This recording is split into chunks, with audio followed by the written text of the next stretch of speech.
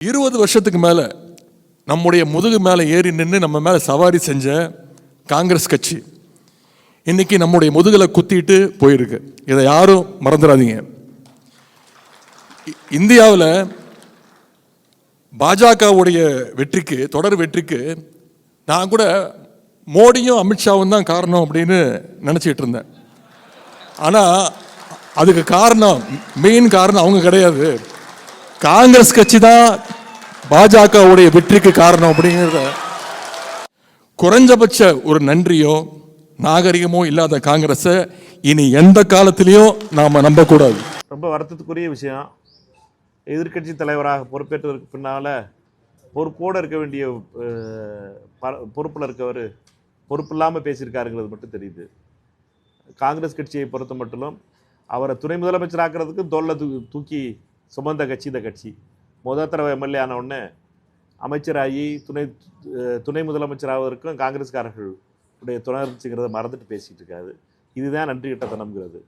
அவரை பொறுத்த மட்டும் அளந்து பேசியிருக்கணும். தேவையில்லாமல் காங்கிரஸ்காரங்கிட்ட வாயை விட்டுட்டார். இப்போ ஒவ்வொரு கணக்காக வருவோம். சரியா?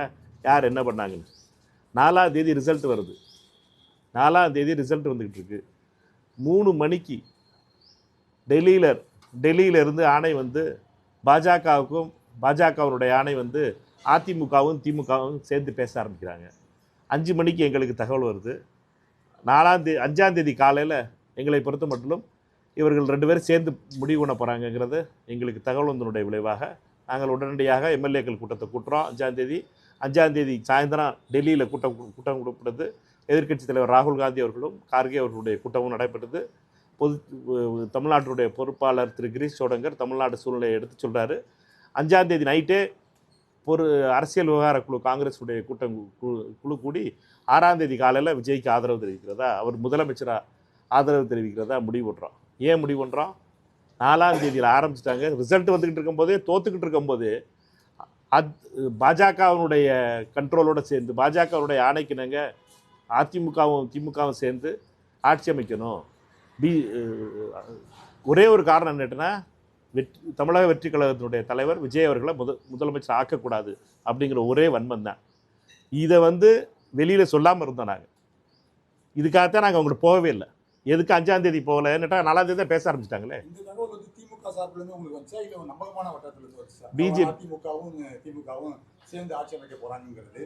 பிஜேபி யாரை பேச சொல்லியிருந்தாங்களோ பிஜேபியிலிருந்து தான் பேச ஆரம்பிச்சது. 3 மணிக்கு எதுக்கு நேரம் சொல்லிக்கிட்டு இருக்கேன். 4ஆம் தேதி 3 மணிக்கு பாஜகவுடைய முக்கிய தலைவர் அதிமுக திமுக தலைவர்களை தொடர்பு கொண்டார். 5 மணிக்கு இவங்க பேச ஆரம்பிச்சிட்டாங்க. பேச ஆரம்பித்த உடனே எங்களுக்கு தகவல் வந்து என்னட்டுனா, பிஜேபி வந்து 2 பேருக்கு கனெக்டிங் கால் போட்டு விட்டுருச்சு. அதிமுகவுக்கும் பிஜேபிக்கும் டிஎம்கேக்கும் கனெக்டிங் கால் போட்டு விட்டது பிஜேபி. கனெக்டிங் கால் போட்ட உடனே எங்களுக்கு தகவல் வந்துருச்சு, கனெக்டிங் கால் ஆயிடுச்சு, 2 பேரும் பேச ஆரம்பிச்சிட்டாங்கிறது. இப்போ இதே தான் நீங்கள் இன்னொரு ஆள்கிட்ட கேட்கலாம். இதே தகவலை திரு நம்ம சண்முகம், முன்னாள் விழுப்புரம் பிசி சண்முகம் அவர்கள்ட்டையும் கேளுங்க. அவருக்கு வந்து மாலையில் தான் அவர்கிட்ட மத்திய ஒரு அமைச்சர் பேசுகிறாருன்னு சொன்னார். அவர் எப்போ பேசினாருன்னு கேளுங்க. 4ஆம் தேதி சாயந்தரம் நான் விழுப்புரத்துலேருந்து கிளம்பிக்கிட்டு இருந்தேன். அப்போ தான் எனக்கு ஒரு அமைச்சர் பேசுனான்னு சொன்னார். இதுதான் உண்மை. என்னன்னா, இவர்கள் பேச ஆரம்பித்தது 3 மணிக்கு, கனெக்டிங் கால் போட்டது பிஜேபி. இதில் வந்து திரு உதயநிதியை பொறுத்த மட்டும் திமுகவினுடைய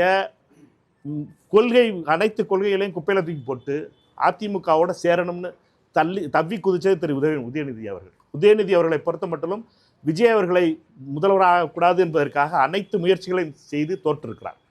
ஏதோ உலகத்திலேயே அல்லது தமிழ்நாட்டிலேயே புதிதாக ஒன்று நடந்ததை போல ஒருவர் காலசாரமாக திட்டிக் கொண்டிருப்பதும், தரக்குறைவாக விமர்சனங்கள் செய்து கொண்டிருப்பதும், இப்போ திமுக திட்ட ஆரம்பித்தா திருப்பி காங்கிரஸ் சார்பிலே அதுக்கு பதில் சொல்லி திட்டுவார்கள். இது எவ்வளோ நாளைக்கு இது மாதிரி மாற்றி திட்டிகிட்டே உட்காந்துருக்கிறது? ஸோ திமுக வேலையை பார்க்கட்டும், காங்கிரஸ் வேலையை பார்க்கட்டும். இப்படி அவரவர்கள் என்ன காரியத்தில் ஈடுபடுறார்களோ அதில் அவர்கள் தொடர்ந்து செயல்பட்டு கொண்டு தமிழ்நாட்டுக்கும் தமிழ்நாட்டு மக்களுக்கும் தங்களால் முடிந்த பணிகளை செய்ய முற்படுவதுதான் சிறந்ததே தவிர ஒருவர் தரக்குறைவாக திட்டிக் கொண்டிருப்பது அவசியமில்லாதது, தேவையில்லாதது, அது நாகரிகமானதும் அல்ல. அவர்கள் தரந்தாழ்ந்து விட்டார்கள் என்பதற்காக காங்கிரஸ் கட்சியும் தரந்தாழ்ந்து போய்விட முடியாது. ஒவ்வொருத்தரும் அவரவர்கள் தரத்துக்கு தக்கபடி தான் அவங்களுடைய வார்த்தைகள், அவர்கள் ஆழ்மனதில் என்ன இருக்கிறதோ அதைத்தான் வார்த்தைகளாக வெளிக்கொண்டு வர முடியும். இப்ப அந்த மாதிரி தரம் தாழ்ந்து பேசுகிற மனிதர்களுக்கு காங்கிரஸ் கட்சி ஒருபோதும் முக்கியத்துவம் கொடுத்ததும் இல்லை. அதை காங்கிரஸ் கட்சி அதுக்கெல்லாம் பதில் சொல்லிட்டு இருக்க முடியாது. எங்களை பொறுத்தவரையில், காங்கிரஸ் கட்சியை பொறுத்தவரையில் எந்த காலகட்டத்திலும் யாருடைய முதுகிலும் குத்தியது கிடையாது. ஏன்னா வரலாற்றை நீங்க திரும்பி பார்க்கணும். நீங்க 1967க்கு பிறகு 1967க்கு பிறகு திராவிட முன்னேற்ற கழகம் அல்லது அனைத்து இந்திய அண்ணா திராவிட முன்னேற்ற ஏதாவது ஒரு திராவிட கட்சி கூட்டணி இல்லாம அரசு அமைந்திருக்கான்னு பாருங்க. 1989 காங்கிரஸ் தனிச்சு போட்டிட்டு, ஆனால் திராவிட முன்னேற்ற கழகம் கூட்டணியோட தான் போட்டிட்டு. அதனால் இது யாருடைய முதுகில் குத்துனாங்களோ அவங்க உணர்வாங்க. ஏன்னா எல்லா காலகட்டத்திலையும் தேர்தலில் மட்டும் கூட்டணி, தேர்தல் முடிந்த உடனே அவங்க ஆட்சி பண்ணுவாங்க. இதுதான் நடந்துட்டு இருக்கு. அதனால் நாங்கள் முதுகில் குத்தல. போன எலெக்ஷனை தொடர்ந்து கிட்டத்தட்ட ஒரு 10-20 வருஷமாக திராவிட முன்னேற்ற கழகத்தோடு கூட்டணி அமைச்சு அவங்களுக்கு நாங்கள் தேர்தல் காலத்தில் கடுமையாக வேலை செய்திருக்கோம். எங்கள் தொண்டர்களுடைய அந்த உழைப்பினால தான் அவங்கள சிஎம் ஆயிருக்காங்க. அதை அவங்க முதல்ல உணரட்டும்.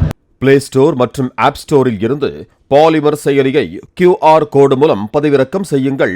செய்திகளை உடனுக்குடன் பெறுங்கள்.